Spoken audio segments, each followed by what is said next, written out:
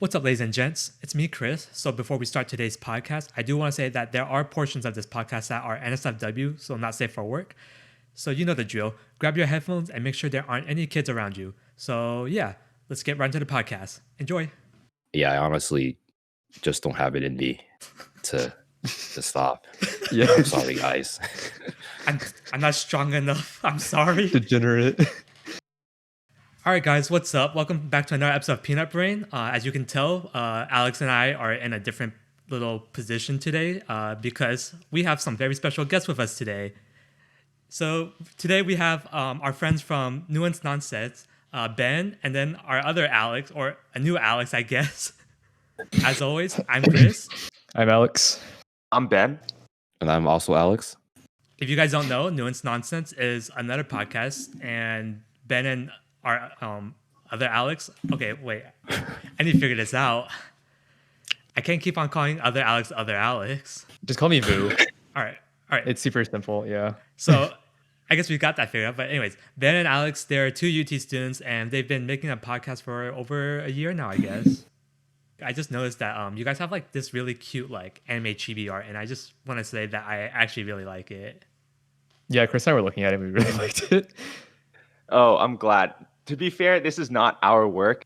It is the work of a friend of mine, Sarah Quay. She did the art design, and another friend, Lynn Tran, did the graphic design. Like, for example, if you go on Spotify, we have like a brain. She did that. Oh, Okay. Yeah, Chris and I were like trying to think of like friends that we had that could do art, but we couldn't think of any. It was hard to find because I forgot who does like creative stuff, because like I feel that me and Alex exist in sort of like a very STEM bubble, STEM plus business. I mean, Vu and I were also in the same boat too. We're really STEM oriented, and so are most of our friends. So we have like two digital media friends, and one of them doesn't even do art. Yeah.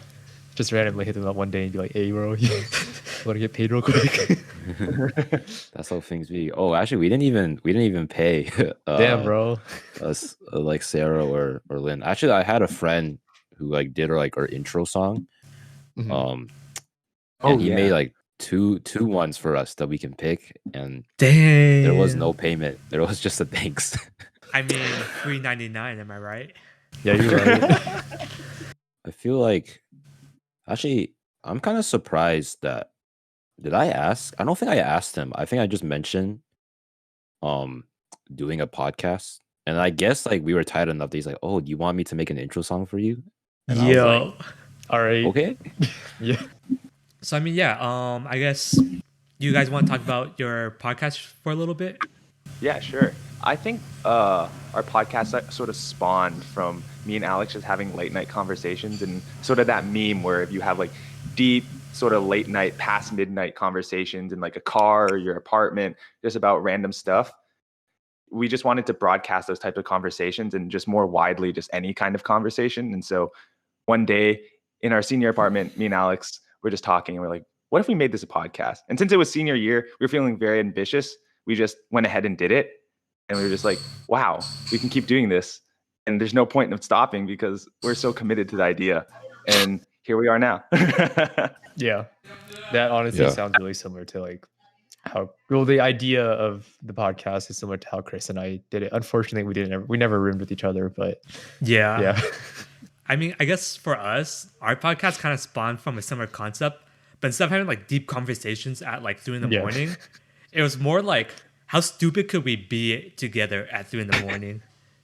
Yeah, because like it'll be super late at night, and they'll just like text each other something dumb, or like throughout the day, and it's like, oh, what if we just like bring these dumb conversations to like more widely viewed for our friends or something like that, so they could just see how dumb we are.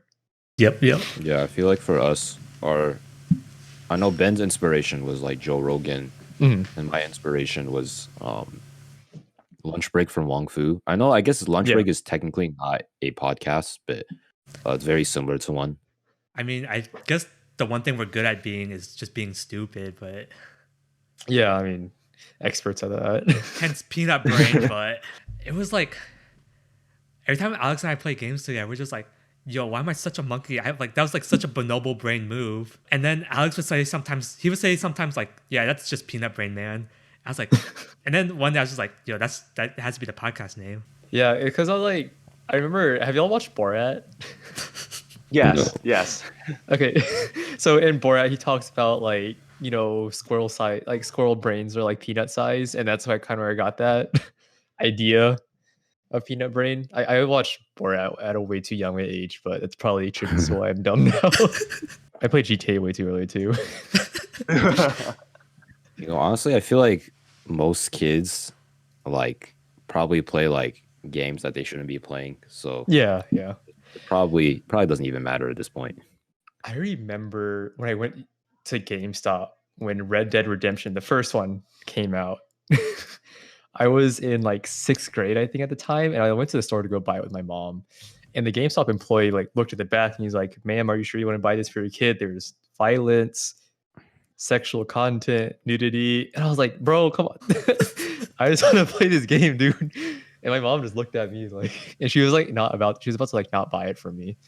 That would have been tragic because Red Dead Redemption's a great game. But yeah, I also think at that time my mom's English wasn't the best, so like I don't know like if she understood what the GameStop employee was saying.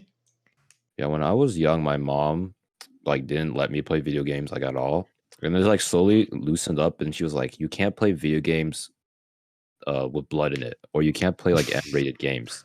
Yeah, But then slowly, I developed a sense of independence for myself, and I was like, "I'm gonna play this." I think it was not even like an M-rated game. It was like rated teen. yeah. Okay. It was called. What was it called? Have you guys heard of Mabinogi? Yo, like yeah, Oh, yo, yeah, yo, yeah, yo, yeah. yo, yo, yo. Okay, so it's a spin-off of that game, like Mhm. Vinicius or something like that. Oh, Vindictus. Yeah, Vindictus. Right.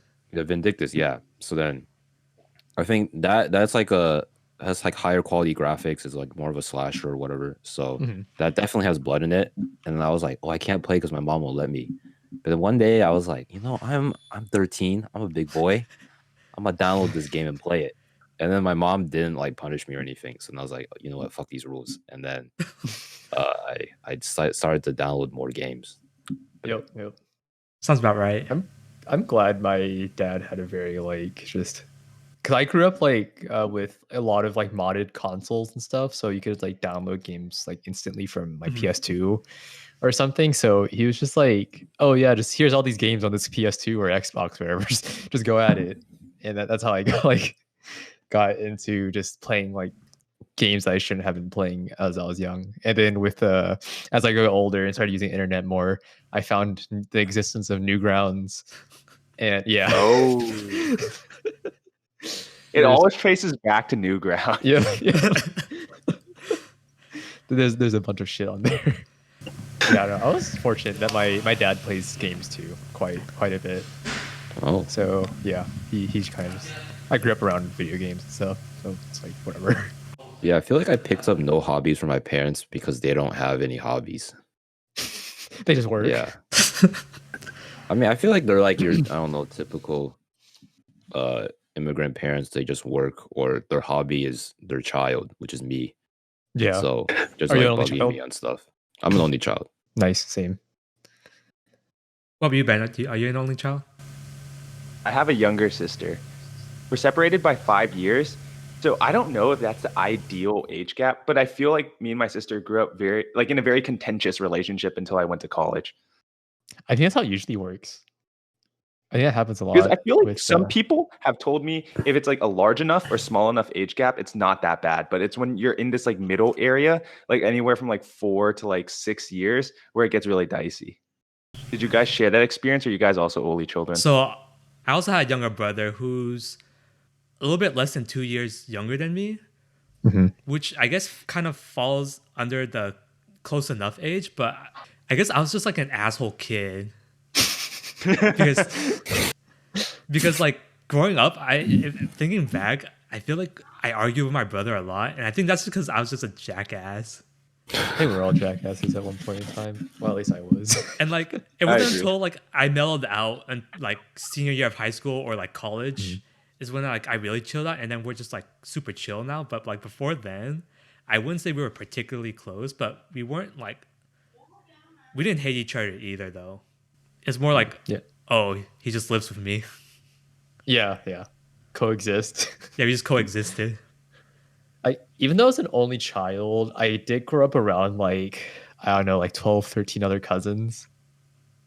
So we would go to my aunt's house. Like she had like a really big house, so we would like always live there. And I had that raising up thing where like all of us would like share the same bed and everything, and we all got into our own like sibling fight type esque things.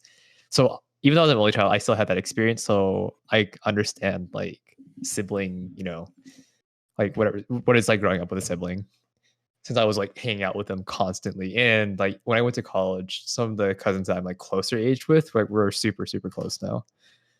Yeah, I'm like the only, like, I guess my family's the only part of the family that moved to America. The rest of them are in like Hong Kong. Yeah. So yeah, I think I grew up pretty, I guess, alone. Yeah. I guess your typical only child experience. I was like an introvert too, so yeah, I just spent a lot of time by myself. I don't even know what I did if I didn't have many hobbies. I think I just like read and played Legos a lot. Yeah, Legos are fun. What RPG roles would you guys say suits you? What a good segue. It's almost like Ben is the host of this podcast. we went to the last topic on here. We haven't even talked about the other ones. That's pretty good. I was actually thinking about trying to figure out how to bring that up. I feel like every time Chris and I like do a podcast, we're always like, we play games so much. We're like, let's just talk about games. Okay, so what are we defining as RPG role? Like typical. Let's just do the basic ones. Let's not get too in depth. So like warrior, bowman, mage, thief, Healer. Yeah, healer. Okay. I feel like for me, I'd probably just be the warrior because I like playing like slashing type games. I don't really like long range stuff because that requires aim, Yeah, which I'm not good at. Yeah, and just patience in general. And I think I don't know. It's interesting because I feel like the warrior position is pretty different from like my like personality, like IRL. But I feel like when I play like in that role, I guess in games, it's like more exhilarating because like you're it kind of becomes like just a battle of like reflexes, you know. Yeah. Damn, this guy's channeling his inner guts. Yeah, my inner Chad. His hatred is coming out. All right, you want to go next, Ben? I'll have to say healer. I think part of it is because I play support in League. And so I think it's just the perfect transition, especially since I play a lot of enchanter supports. I'm like, oh, healers seem perfectly suited for like, I'm playing like Nami, Janna, Lulu. I mean, part of it is the meta, but. I guess for me, warrior / tank as well. Because growing up in WoW, I played a tank. And then so I was like kind of forced as a tank. I didn't know why I played a tank. I just did. I didn't know what the fuck a tank did. But as a tank, you're kind of forced to like learn the dungeon really, really well or the raid. So then you lead people. And then now as like in college and doing like group projects, I don't like being not the project manager or like the lead. Because like if something goes wrong, I'm like, it's like, okay, it's this bitch's fault. Like, whereas like if I'm in lead and something goes wrong, then I'll be like, okay, I'm the one to blame or whatever. Because that's why I like StarCraft as well, because it's a 1v1 game. So like if you're bad, it's because you're bad. It's not like because you're carrying and 4 other people on your team just suck ass. So yeah, that's why I like the warrior / tank role. Back to support, actually, I was thinking about it. I think part of the reason why I used to play AD carry, which is kind of like the more clutch, you need to think about the game in the bigger picture sort of role. I think I switched away from that because I realized I'm not that clutch, but I can back you up and help you become clutch if you are a clutch player. Yeah. And so I think it sort of spawns from my mentality where it's like, I don't think I'm super clutch at like moments where I really need to be, but I can help you get there in the sense that I can really like support you. For example, like when I'm like playing games, I feel like a lot of my expertise comes from like strategy and less from like mechanical skill. I guess for me, I'm not gonna lie, I am a coward. I will run from you. I do not like fighting. Man's a mage. I refuse to be a tank or warrior. As cool as much as I like the sword, I don't think I would be a good warrior. I would probably be like a bowman, where I can be a coward and just hit you from far away and then run away when you get too close. But then again, I also think I think tank would be kind of funny for me because it's kind of like just the guy who kind of like never dies no matter like what it goes through, and it's just kind of like how I am with school. Is like no matter like all the shit I set myself up with, I always somehow like get through it. It's just like everyone's always looking at you like, "Yo, why? How'd you get through that?" I was like, "I don't know, man. I just did." Qris only put points into health, so whenever he steps on a landmine, he's still alive. Yeah, actually, kind of going into the history of RPGs. I remember, I think apparently back then, like the first, like they had to differentiate like pen and paper RPG because like Dungeons and Dragons and like CRPG, like computer RPGs, and like it was like more turn based. I was watching like this YouTube channel called like Video Game Toolkit or whatever, and like he just explains like how video games work, and he was showing like this old level of like Fallout, which I guess was like an RPG, and it was literally just a lot of it is just like text or like you just pick responses, and yeah, I guess like my image of RPGs are like I think the modern version, which is like the action RPG where it's like kind of more like IRL, like not turn based, and I was like, oh, like RPGs are, I think they become so ingrained in like most video games that like they're not really like its own thing anymore. Yeah, no, I agree. Like, because nowadays it's like, oh, you do some sort of action, get some XP. Here's a skill point. Here's a skill tree. Put in a skill tree, unlock a skill, and you know that's technically like classified as an RPG like in modern terms now because it used to be like a very like RPG system like back in the day. Or that isn't what made it RPG, but it was like a common thing in RPG. It was a common thing in like old RPGs. But now when I look for an RPG, I'm like, how well can I like, because it stands for role playing game. So like, how well does it allow me to like role play as like the character that I am in this game? So that's how I see like what I look for in RPGs now. Because I grew up around like those old RPGs like Baldur's Gate, Knights of the Old Republic, like Dragon Age and stuff like that. And then now it's kind of like, I don't know, it's kind of blended in. It's like now it's like, oh, shooter RPG, like Borderlands, for instance. I guess to me, like RPG mechanics are like the default mechanics to me, right? Because the first game like I really played was like Maple Story, and like that's like an MMORPG. Yeah. And like it's actually very hard for me to imagine what a game would be like without a skill tree or like these mechanics. Oh, okay. Like I just assume like that's just like all games should have that, right? And I guess they do now. I even like online like COD, like even though it's not like an RPG technically, like you still level up and everything because it gives player gratification or whatever, and you unlock stuff.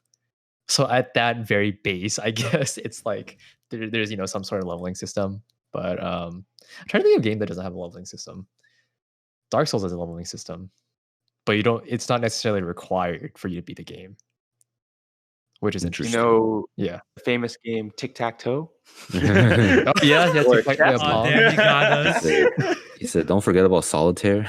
Yeah, Minesweeper. Brick Break. I think Vu kind of touched upon it, but like, what are some like RPGs nowadays that like are still faithful to the genre, or like aren't just like old school emulation? Yeah, basically like an old school RPG. Divinity Original Sin for sure. Yeah. So I guess specifically talking, if a game's labeled like a JRPG, for sure you'll have like your classic RPG elements. Japanese RPGs have always been like distinguishedly Japanese RPGs. Like I don't think they shifted that much. Western RPGs, on the other hand, are like super diverse. So I think that's more of like why you guys were saying RPGs are more like a ubiquitous term now. But yeah, Divinity Original Sin, anything that's kind of like falls under like a Dungeons and Dragons label will probably be like your classic RPGs. Yeah, something that's like semi-sandboxy, but not too sandboxy. Like sandboxy in the way you can approach like situations and stuff. Deus Ex Human Revolution, really good game. Oh yeah. The conspiracy theory game. Yeah. It's like it's one of those games where it's like it rewards you for like not going like guns out blazing and like trying to like sneak through the back paths. So I really liked that game. It is an RPG, but I would say it's like I wouldn't call it action. I think it's more like a stealth game with RPG elements in it. So I guess one of my questions was like, you know how we bash on people for being basic? So like pumpkin spice lattes, etc., Visco girls. Do you do anything that people consider basic, but you think is perfectly like that you think is okay or shouldn't be basic? I feel like fashion. Most people trend towards basic because that's the most noticeable form of it in its trend. Because fashion is very like boom and bust cycle, right? And so whenever I see how I dress, I'm like, okay, I'm dressing like how everyone else is dressing. I'm dressing with the normies because I don't want to stand out too much. I don't want to wear no anime merch into college class. I don't want to stand out. I don't think bro, that I'll do it. I'll do it. Yeah, no graphic tees. I guess for me, like a super basic thing that I guess that's looked down upon, I guess, in like the the gamer community or whatever the fuck, even because everyone has it, is that I have my PC is like, it has lights up and shit, right? RGB. Yeah, it has RGB, and I know a lot of people are like, "Oh, this is like disgusting," like type of thing. I like the aesthetic. No, I like the aesthetic too, but people like the hardcore like PC master race guys are like, oh, he's just like one of those normies that has like a PC now, like type of thing. But that's the thing that I get annoyed at by like these basic things. Like, yeah, I can there's like basic things, but when it gets to the point where you're gatekeeping, that's when it gets annoying. Yeah, I think sometimes I feel like my music taste can be kind of basic. So like the other day, like I was trying to find some new music. So then I was like, I'm tired of listening to my usual songs. So I just went on like one of the Spotify curated playlists. And then I was like, I think I was listening to Mood Boosters or whatever. And I was like, oh, these are all pretty good. I haven't heard of these songs. And then they're all like, 5 million, 22 million listens. And then I felt basic because I was like, oh, if these are not what I know, then like, does that mean what I do know is like super basic? But I think it's like really also really depends on like the type of genre you listen to. Because I think I listen to like some hip hop and R&B, which is like pretty basic for an Asian guy. But then I guess venturing into pop, which is like seen as literally the most basic thing. Yep. It's a whole new world for me that everyone's probably like, oh, I've already heard that from TikTok. Basicness though is like relative as well. I mean, everything is relative. Because on one end you can be like, oh, I listen to like this pop song, like yeah, everyone listens to it. The other end you could be like, oh yeah, I use Visco, I'm on TikTok, I wear Patagonia, like type of shit. Like I get pumpkin spice lattes, which is like extreme like levels of like, oh, this is like all over the media type of basic. You tell me you drink pumpkin spice lattes, Qris? I saw your eyes. This guy's like, oh, I gotta hide. Is this me? That's actually gonna be my talking point. I was like, okay, I don't care what people say. I think pumpkin spice lattes are actually pretty good. And on on that note, Starbucks itself, I think, is pretty good because I don't care what you say. Starbucks is everywhere. If you need a coffee, Starbucks is right around the corner. It's always got my back. I don't drink coffee, unfortunately, or I guess fortunately. Yeah, I don't drink coffee either. I cannot proclaim to the same amount as you, but I'll believe you. Maybe I'll shrimped. IRL. What a transition. Also very smooth. Everyone be simping in that community. There's always that new hot Asian chick that comes on and they're all like, oh, who's this? If I'm being completely honest, yes, I have shrimped before. Am I proud of it? Okay, so Wait, like, what do you mean by like you've simped? Like, what do you qualify as that behavior? Because it's become a very, very watered down word in the modern landscape. Yeah, I feel like it's easy to define things by like their extremes. Like the easy example for simps are like, I don't know, Pokemon is just like chilling, and then someone's like, I sent you like $1 million, and she's like, yeah. Oh, Pokemon. Yeah. Oh, yeah, sorry, Pokemon. Wait, back to Chris. What is your example of simping? Just to see what we define as it, or what you define as simping. I'm just curious what the example, what the measuring stick looks like. My thing would be like, okay, freshman year chem lab, super cute girl, right? So anytime she's like, "Hey, you want to study?" and it's like, "Oh yeah, I mean, I had this thing I had like planned for like a month with my friends, but I'll blow them off to study with you." Or it'd be like, "Hey, can I borrow your textbook? Because I don't have one." I was like, "Oh yeah, I don't even need it. Just borrow it for the semester." That is kind of simping. Yeah. So it's like, it wasn't my proudest moment, but it's also, I don't know. I don't know how to think about it. I don't know how I feel about it. But yeah, I feel like in terms of those types of experience, I've definitely done something like that. Like, not necessarily in terms of like interest, because I went through all of college being single. Same. In terms of like friends, like female friends are like, oh, like, hey, they're like, can you come do this? And it's like, as opposed to like if a male friend came and asked that, I feel like I'd be more leaning towards like saying yes to my female friend, or like they're like, oh, like, can we hang out? And like maybe I've been planning something for a while. I feel like I've definitely been in that scenario. I can't think of like specific ones, but I've definitely been there with female friends. I guess for me, like when a female friend wants to hang out, like it's not me simping for them. It's like I just want to hang out with them because like I don't get to hang out with them as much as I do like my male friends. So like if they ask to hang out, I'm like, oh yeah, sure, let's hang out. But I don't think I've like simped. Well, I've simped for my girlfriend right now, but I haven't like simped. All right, so I've definitely simped before, like Ben knows, but like there was this girl I likes. It was like toward the tail end, kind of, because like we graduated, so we were gonna be in like different places, and then like I never really like said anything because like I'm a bitch. So I wasn't like mad. I didn't like blame anything, but basically she was like, "Oh, Alex, like, can I ask you like a really important question?"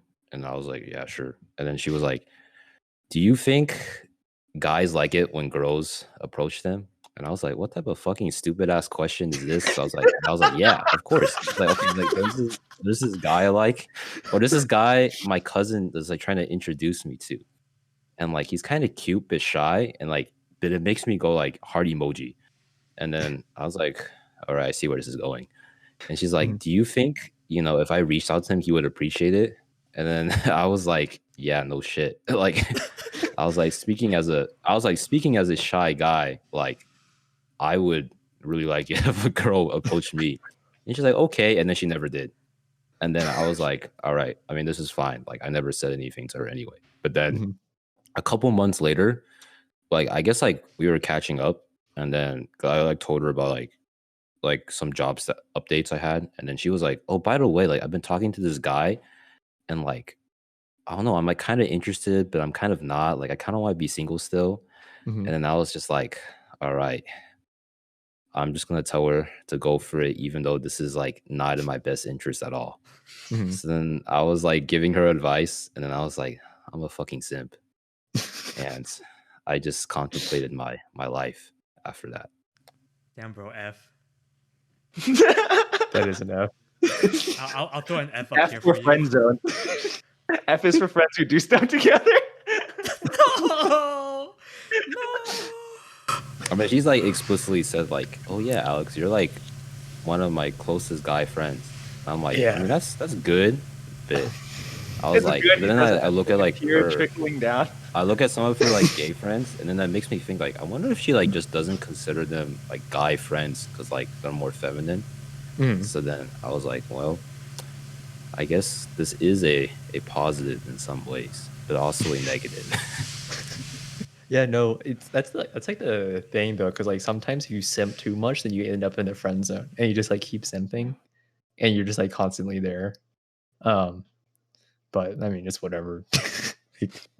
You live and you learn. Yeah, what is? Yeah, live and learn, man. Next time, just go balls to the walls. Okay, honestly, the first time wasn't too bad because like it happened more than once. I was like, okay, this is this is like, okay, I mean, I kind of asked for this, I didn't like say anything. This is the second time because she just slid it into the conversation. I was like, damn, I can't escape. You gotta wear it like a badge of honor. Yeah. More like the badge of shame. It's a trophy. It's worth 100 gamer points. Okay, if it's a trophy, it's the dumbass participation trophy. It's a trophy no one wants but gets anyways. You haven't lived life if you haven't Sims. I guess one can say that. Yeah, I don't know. I think this is like super like hardcore. Like when I think, I don't know. For me, simping, like I just think of like the hardcore Twitch simps, where it's like any streamer and it's like, oh yeah, here's like loads of money, like notice me senpai type of shit. Yeah. So one of do you know? I'm not gonna mention. Wait, do you know? Never mind. One of his friends, is a hardcore simp for Valkyrie, and yeah, he's a super hardcore simp for Valkyrie, and it's like really really simple. I'm not sure if he does donations, but like in terms of like everything else, like it's pretty simp. Like you can like scroll through like Instagram and you'll like go on like Valkyrie's thing, you'll see his comment there saying like some compliments like OMG like type of shit. Yeah, it's pretty. Damn, I don't think I've ever known the person who actually donates. That's an accomplishment of itself. Yeah. When you start throwing money at random strangers. Dude, it's a sign. Speaking of simping, I actually really thought, because like my hands, I'm not gonna lie, my hands and feet are kind of feminine. So I was like, yo, what if I just start selling some pictures get some extra cash, dude?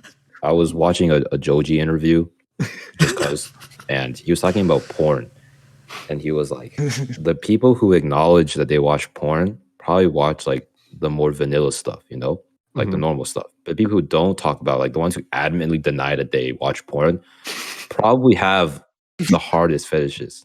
And I was like, this is big facts. Yep, no, I can see that. Yeah, I can see that. It's because it's like some of that shit is like it makes you guilty to jack off to it. Dude, something about the horny monster is real, dude.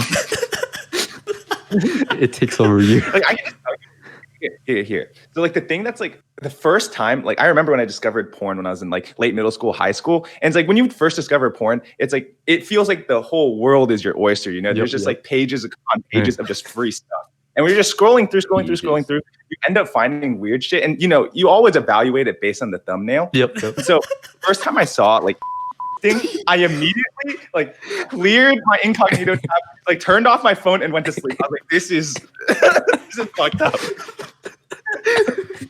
I don't know if I can keep this in the podcast. No, just keep it in the podcast. To keep it. It's perfect. No, I agree. I remember one day, like everyone was like talking about fucking 2 girls, 1 cup. I was like, oh, what the fuck is this? And I saw that shit and I was like, oh my god, I fucking turned that shit off, dude. I did not eat chocolate ice cream for 3 months straight. I could not. I was so scarred. I was like, Jesus fucking Christ. Like I can't look at this. And like I just like I didn't want to go. I didn't want to watch porn anymore. I was like, nope. I'm gonna stay clean for a little bit. All right. I guess on the topic of porn, what is y'all's opinion on Pornhub getting rid of like 7 million videos? It's very upsetting because I love JAVs, and basically those are mostly gone now. So yeah, I'm upset. I mean, Alex, me and you will talk after this podcast. But my friend was like telling me how he like bookmarked like a lot of different things on Pornhub, and then he like went to look at his bookmarks. He's like, "What do you all know?" And I was like, "Bro, you didn't know?" And he was like, "I found out real quick." Yeah, dude. Like, okay, so for me personally, I tend to watch more like amateur shit. I don't like professional shit. And then when like Pornhub got rid of all that shit, I was like Googling. I was like, what the fuck? I can't find this shit. And then so now, praise X videos, man.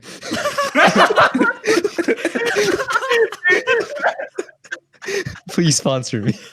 Okay, I'm gonna tell you right now. I feel like Pornhub was just like I look Pornhub last. Like I feel like if you have to look at other websites because Pornhub is this, like it'll never. I just feel like it never has exactly what I'm looking for. Okay, that sounds very incriminating. I'm not like out there like sexually. It's just that like I feel like Pornhub, especially now with like the huge takedown, I feel like it's just I don't know. I just feel like I have to jump through so many loops just to find like non-vanilla things. Okay. Okay. Okay. Okay. I think this is just further self-incriminating, but it's So out there. You into the Yeah. anal fisting, bro? No more. Stop. People change, bro. Oh my god. Hated it as a kid, loves it now. Hey, he's one of those guys that Joji was talking about.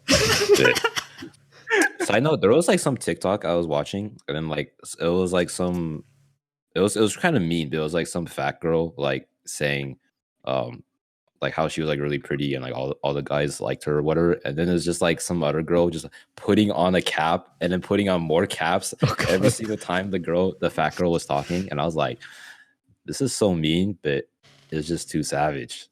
So I had to like it. But anyway, I was Nonetheless. you know how like anyway porn. I think Pornhub is like the most I don't want to say basic porn site, but it's like the one that everyone goes to, right? It's all reliable.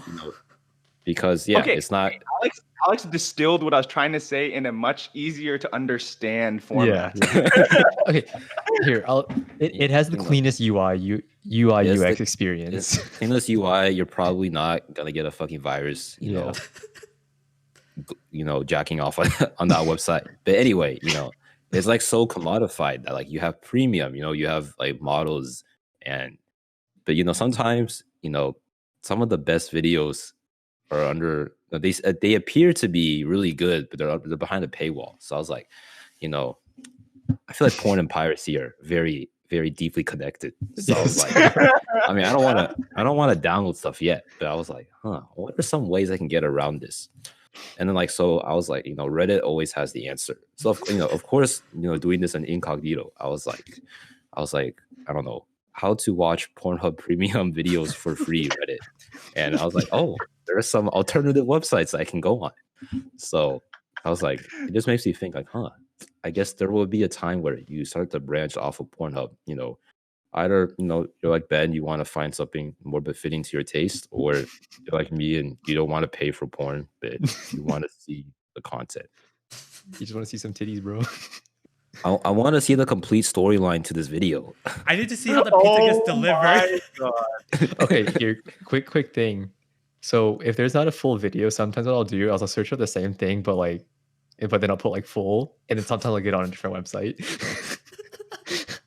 Damn, it's quite easy. But yeah. For the past, actually, I was gonna say the past 22 years, but I was like, I wasn't jacking off since I was 0. But however long I was doing it, it just never crossed my mind. Right, so Ben said he discovered porn like late middle school, early high school. When did y'all discover like porn? I'm a filthy fucking animal, dude. So dude, this guy's like, I've been jacking off since I was in the womb. So circling back to the topic of Newgrounds that I mentioned earlier. Yeah. I got exposed to some anime titties pretty early on. And then one day I just found, I think on fucking Google, I was like, sex videos in like fucking 5th grade. And then I stumbled upon Pornhub and I was like, what? Does this exist? What? I was just like, what the fuck? And then ever since then, I've been, Ever since then, I've been, Yeah. What about you, Qris? Probably early middle school, like 6th grade-ish, maybe 7th. Okay. Starting getting into some animes, and some of them were a little bit more risque. And then I was like, I like that. I'm gonna find me some more. And then down the rabbit hole I went, and next thing you know, lo and behold, Pornhub exists. I was like, oh wow, unlimited power. Unlimited power. It was literally like, it's like the moment when you're like, as a kid, you're like, oh, like I'm a little Padawan, and like you fucking find Pornhub, like I'm a fucking Sith Lord now. You're That's shooting facts. lightning But out it of your wasn't. I dick, didn't even bro. Google it. Right. I went on like YouTube. Right. And I was like anime titties. And it wasn't Google. It's like YouTube. And that's like. And then like the YouTube videos had like links like in like the descriptions. Okay, yeah. For context sake, if you watched anime prior to like 2010, you would watch anime on YouTube in 3 parts because they would split it up. Like it would be 9-minute videos. It's like 9, and then like 5 or something. And there was because there's no anime sites. I remember the first one I used was like Go Anime, but prior to them, everything was on YouTube. Mhm. Yep. I And- watched the entirety of Death Note on YouTube. Yeah. I think I watched Naruto subbed and caught up to like the Raws on YouTube. Good I times. think they're trying to make a like anime YouTube channel for like Japan is like will like legally release it there for free. I don't know if there's some. Ooh, Yeah. ooh, that's kind of spicy. Yeah, I guess not to like make y'all answer the question and me not doing it. I actually discovered I think I discovered porn around the same time as like Alex as well. Or like 5th grade. You know, I was pretty early. Maybe even 4th grade. I'm not sure. I think for me it was 4th or 5th grade, one of those two. Yeah, but I remember you guys really were out of the womb just pumping it. yeah, when my mom felt the kick, it wasn't because I was kicking, it was because I was jacking off. Oh no. All right, just kidding. Yeah, I feel like all right, Cap. I feel like for me. All right, sorry, I should not have said that. That was too far. But, I think for me it was like cartoons. So like I looked up like Black Cat or like Mary Jane or something, and there was like there was a risk photo. So I was like, and then I think I discovered like Western hentai basically, and I was like, I didn't like actually read it, but I would like Google it and then try to. This is even before in like incognito. So I was basically fucking over to my dad because I was using his account to Google stuff. Yep.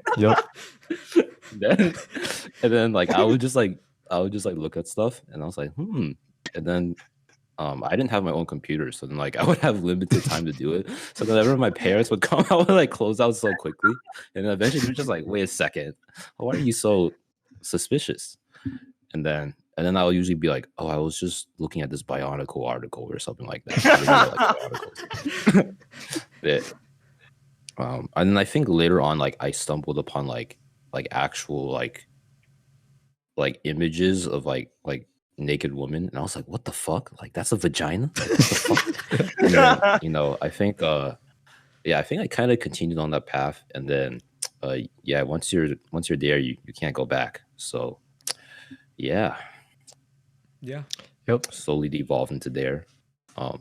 Dude, Alex's story pretty fun times. was just all over the place. It was like 0 to 100, 100 to 0 every single turn. No, like I think something similar happened with me too, because like we had a family computer. I didn't know what the fuck incognito mode was. So like how on Google and everything, like when it like back then or whatever, like it would show your like, previous search. it would show your most like things. I would like open it and like, why is there porn? So I would always click it out, and then that's when I learned about like that's when I heard about clearing history and everything. So I would do it every time. Yeah, that's some sketchy times. That's why I've never been caught, or maybe I have been. My parents never said anything. One time I had a friend over. This friend is actually pretty funny. I'll talk about him like right after this, but like this is before incognito as well. So I think I went to like lesbianporn.com or something, and then like I didn't close out. So then like I typed in. We had to go to some website that's began with an L. So I typed in L, and then it like auto completed to lesbianporn.com, and then like immediately pressed the backspace because like, wait, what did I see? And then I was just like, I don't know, like. You're capping, bro. Like, it was League of Legends, bro. Yeah, and then like I typed in O, and then it didn't show up. So I was like, "Bless Google." This friend's a very funny guy. Oh my god, he's like, I don't know if he's like, it sound very mean. So I'm just gonna go straight into it instead of dragging out. But like, he's like the most stereotypical weeb like you can ever imagine. Oh like no. he was already saying like 3D is better, or not 2D is better than 3D. You know, he's like, I don't jack off the 3D porn. You know, I'm hentai only. And then he's like, shit. he would send me like ball crushing, like hentai. All right, so like this man in like talking 9th or about. 10th grade has like already developed a strong fetish, and I was like, what the fuck? So like he was into like shemales and like futanari and stuff like that. God, So then, Jesus Christ. but it's like really weird because like he's also like a Reddit atheist, you know, and like you know, like nothing against like atheists stuff like that. But, Things like, that mix together perfectly. but it's just like, you know, the funny thing is like he's such a Reddit atheist. He's like, I'm very logical, you know, I'm very good at math and science, but English I cannot understand. So I would literally be sitting with him in like English class, and then we would have to analyze something, right? I think one time we had to analyze like a biblical character, but it wasn't even in like a religious, like literally it was just like treat this like a piece of literature. Because like religion and English, I can't do this. He's like, I don't understand what's going on. You have to do it for me. I'm like, bro, it's literally like the teacher really has like a guided passage for you to read. Like you don't even have to think. Okay, just follow the fucking passage. But then he was like, I can't. It goes against like his image of being like, you know, a Reddit atheist supposed to be. And then, you know, and it's kind of funny because like, okay, so like I'm Christian, so then you know that's the opposite of a Reddit atheist. So he was like, Alex, would you ever consider being an atheist? And I was like, no. And then he looked at me just like disappointed. And he's like, are you sure? And I was like, I mean, I don't really want to. And he's like, okay, maybe one day. And I was just like, damn, this guy is like an evangelical for like atheists, you know? And he was just like the most stereotypical person you could imagine, like for these categories. It was quite sad. Is he an incel? He kind of is. I think his latest like profile picture is like an anime girl, but his latest like actual profile picture of himself was like him wearing like a night mask. Oh God. So, okay. Yeah. I've never met a more stereotypical man. Reddit atheist and yeah. Well, Okay, so- Time Alex told me this, like series of stories. I was cracking so hard, I just could not breathe. It's just so wild to hear about like this existence of a real person.